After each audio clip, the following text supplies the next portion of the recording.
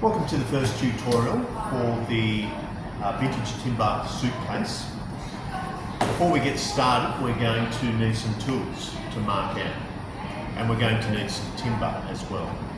We're going to need two pieces of 40 by 7mm thick ply, and we're going to need another two pieces of 25 width by 7mm ply, and we're also going to need some 19 by 19 timber.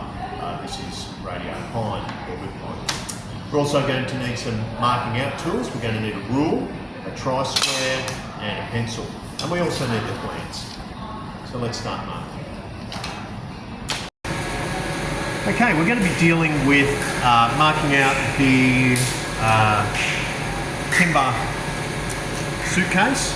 We've got a top and bottom. The main thing that I want you to be aware of is that the 25mm thickness for the top, width for the top, and a 40mm width for the bottom.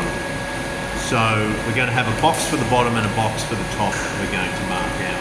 Here in front of me I've got three pieces of different types of timber. This is ply, this is radiata pine. We're going to be marking this out and cutting it for the box in between, these little parts that we're gluing onto, which are structural pieces of timber, and then the plywood makes the outside of the box. Here's the plans you can see in front of you, but the most important thing that I've written out for you is how much we need of each of the bits and pieces here that I've drawn for you. So we need two pieces of, for the 25mm thick, which is this, we need two pieces of 290 and then two pieces of 420. For the 40mm thick, which is this, we need two pieces of 290 and two pieces of 420. Let's start marking it out, and then from there you'll be able to do it yourself.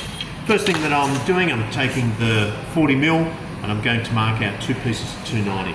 So how do we do that? Well, I'm glad you asked. We start off by just taking our ruler and placing it up towards the edge and directly on the end, and I'm going to mark out 5mm. Taking my tri-square and pushing it straight up, and I'm going to be squaring that line down.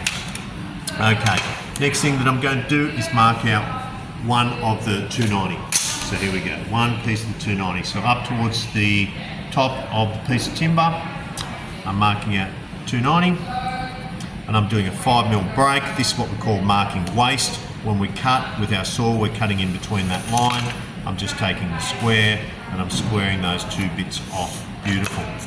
All right, I'm then going to mark out another 29 with a 5mm break, or a 290 if you want, and we square those across, and that's done that. I need another piece, as you can see here, of for the 40mm wide, I've got two of 290 and I've got two of 420. Now I'm going to be marking out my 25mm width, which you can see here. And here's a little tricky way you can do that to make sure that everything is going to be accurate. You can line up now from the other piece that you've created, and then you can just mark those out. Just make sure it's all in perfect alignment, holding it together, and then I can now square this out exactly as I've done before for this piece. So here are my two 90s for my 25mm. Taking another piece of timber, I can now drag over my 420s, and I can line them up perfectly and just mark them out.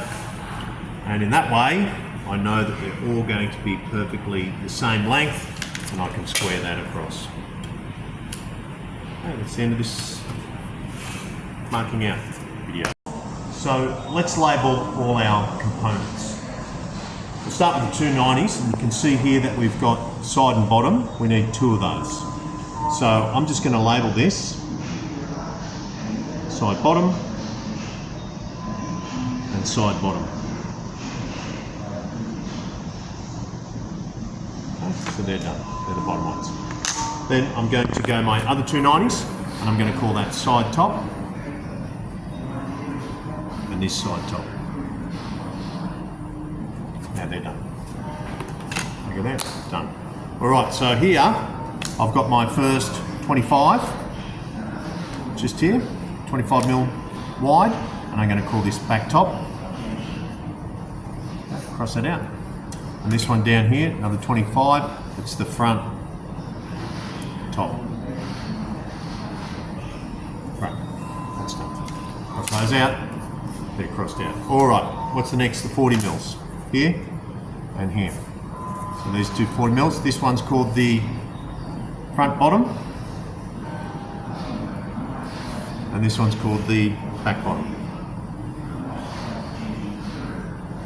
Okay. The step that we need to do is we need to mark out the construction connectors that are going to hold our box together that we're gluing onto, and they're 70 millimeters.